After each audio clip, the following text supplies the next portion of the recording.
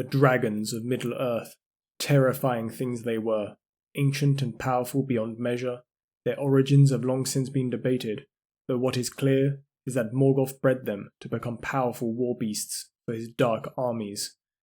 Dragons were seen throughout Middle-earth during the First Age, through to the Third Age.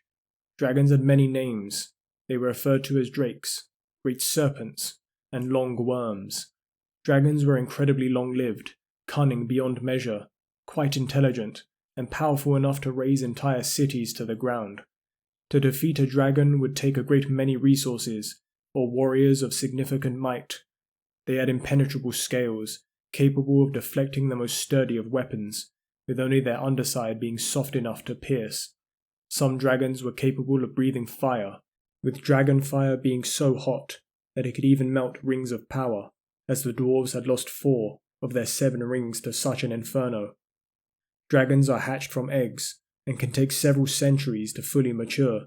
Even young dragons possess an intelligence beyond their years, with many of them mastering language, and they could use this speech to cast dragon spells, which would put those affected under a hypnosis.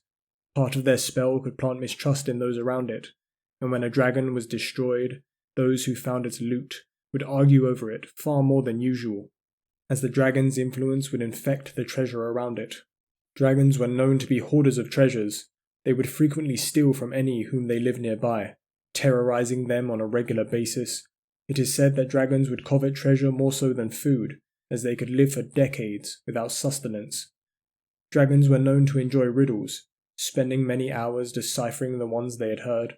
They enjoy them so much that a person could speak in many riddles to a dragon and keep its mind occupied long enough for them to escape it, or even destroy it.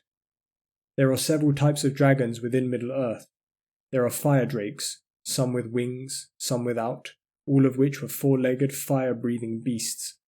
There were cold drakes, who could not breathe fire at all, and serpent-like dragons, who lacked legs or wings, and had more serpentine bodies. There are also a few significant dragons within Middle-earth, who are known to have done terrible things. Glaurung, the first of the dragons, bred by Morgoth himself within the depths of Angband. Glaurung was known as the father of dragons, and could potentially be the progenitor of the species itself.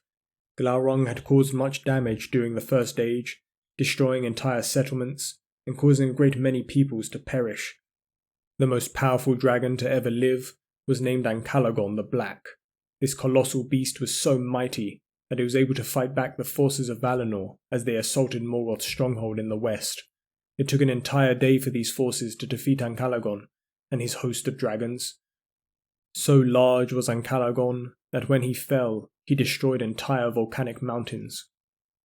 Scatha, a dragon who lived in the Grey Mountains in the north of Middle-earth, was known to have terrorized the dwarves and men who lived in the region, frequently attacking them and stealing what treasures they had.